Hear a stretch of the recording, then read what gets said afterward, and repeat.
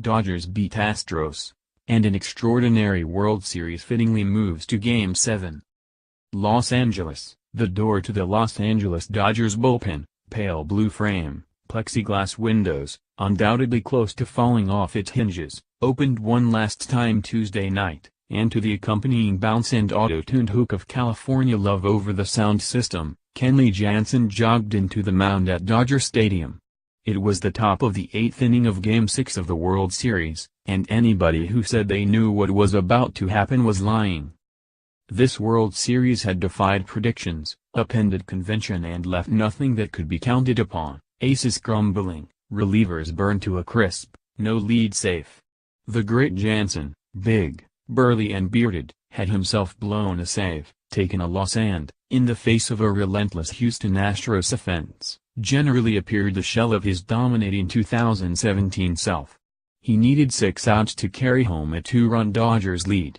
A crowd of 54,128 fans had the same thought, was it too much to ask?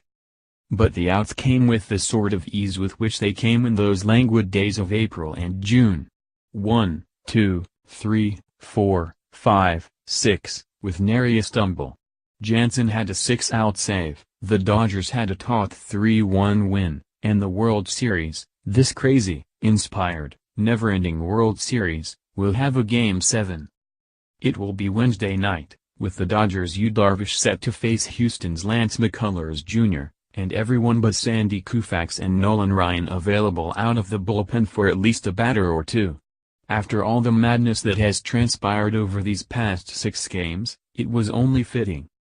We are here, on the doorstep of Game 7, because Justin Verlander, the Astros' indefatigable ace, could not protect the slim, 1-0 lead through the middle of Game 6 on Tuesday night, and because the Astros, desperate for a rally, couldn't push across a single run against the Dodgers bullpen that seemed to be simultaneously running out of fuel.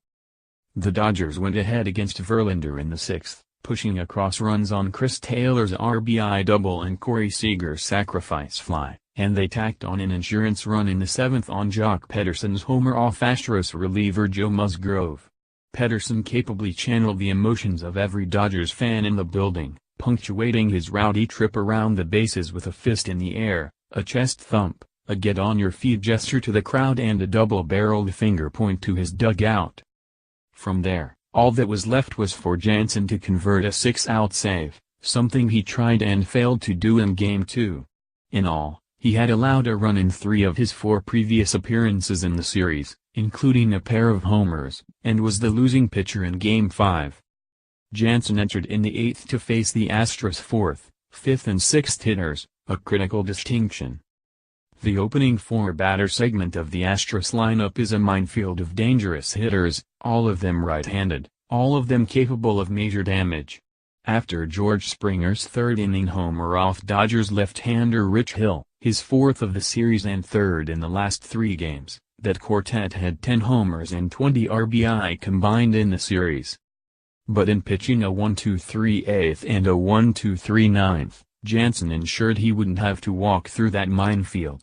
He struck out Carlos Beltran to end it, calmly walking toward catcher Austin Barnes to accept a handshake. Hill had already survived 42 innings against the Astros' destructive offense but trailed 1-0 and faced a 2nd and 3rd, 2-out jam in the 5th, with the top of the Astros lineup, Springer, due up. This is the pivot point around which the entire series has swung, with the Dodgers, as a policy, almost uniformly unwilling to let their starters face this dangerous stretch of the Astros lineup for a 3rd time, a stance that had caused their bullpen to redline late in the series. Here, after Springer was intentionally walked, Roberts pulled Hill with a pitch count of just 58, a move met with a healthy dose of boos from the crowd, and into the game, for the 13th time in the Dodgers' 14 games this postseason, came right-hander Brandon Morrow. Hill, visibly upset at the early hook, walked to the dugout and turned over a tray of full water cups. When last seen, at Houston's Minute Maid Park in Sunday night's 7th inning, Morrow, obviously diminished, was giving up 4 runs in a span of 6 lifeless pitches.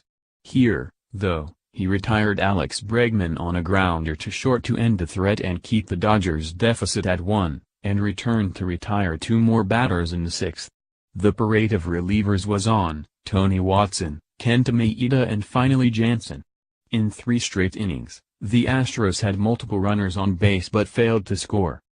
The Dodgers' bullpen was bulging at the seams, but it was not bursting. At one point in the game, Verlander looked like he might go the distance. Some 230 innings into his 12th full big league season, he was throwing harder Tuesday night than he did in April. In a second-inning strikeout of Cody Bellinger, Verlander threw 4 fastballs that climbed in velocity from 95.3 to 96.5 to 97.0 to 97.9. He struck out 5 of his first 10 hitters and 7 of his first 13. He threw first-pitch strikes to 15 of the first 16 batters he faced, refusing to let the Dodgers work the count unless they wanted to fall behind. Given the state of the Astros bullpen, with one's trusted arms turned to mush at the end of an 8-month grind, what was Verlander's pitch limit in Game 6? Maybe 130? Maybe 150? Maybe infinity? It turned out it would be 93. Verlander's fateful stretch in the 6th pivoted around a 59-foot slider that bounced and hit Chase Utley in the leg. The Dodgers had double-switched Utley into the game at second base in the 6th to avoid having the pitcher's spot come up in the bottom half, but Utley is more or less a pitcher at the plate these days. His last hit was on September 30th, and since then he had gone 0 for 29 before Tuesday night. But his specialty is the hit-by-pitch, of which he has more than any active player in the game. When Verlander clipped him, the Dodgers had runners on first and second with nobody out. Taylor doubled to right field to tie the game, and Seager flied out to the wall and right for a sacrifice fly to put the Dodgers ahead 2-1. When Seager's drive left the bat, both Verlander and catcher Brian McCann reacted as if they thought it was gone. The long slog of an inning, and the 2 runs he had given up, ended any talk of Verlander going the distance. The Astros pinch hit for him in the 7th. But the Dodgers seemed relieved to see Verlander gone. 2 batters into the 7th, Pederson hit a towering homer to left-off right-handed reliever Joe Musgrove. It was 3-1, Dodgers. The calculus of who was available out of the bullpen Tuesday night, and for how long, was a matter of vast intrigue before the game. Clayton Kershaw, the Dodgers ace and Game 5 starter, reportedly texted manager Dave Roberts to say he was ready to help out. Alex Wood, the Game 4 starter, was also believed to be available. For the Astros, McCullers was a candidate for relief duty after starting Game 3. None of them pitched Tuesday in Game 6, because, somewhat amazingly, none were needed. Both teams overtaxed bullpens, fortified by the crucial rest of Monday's day off, more or less did their jobs. But Wednesday, in Game 7, is another story altogether.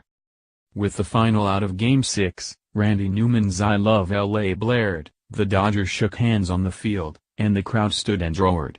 And then everyone filed out into a cool Los Angeles night, including some in wild costumes and face paint. There will be a Game 7 on Wednesday, but here on Tuesday night,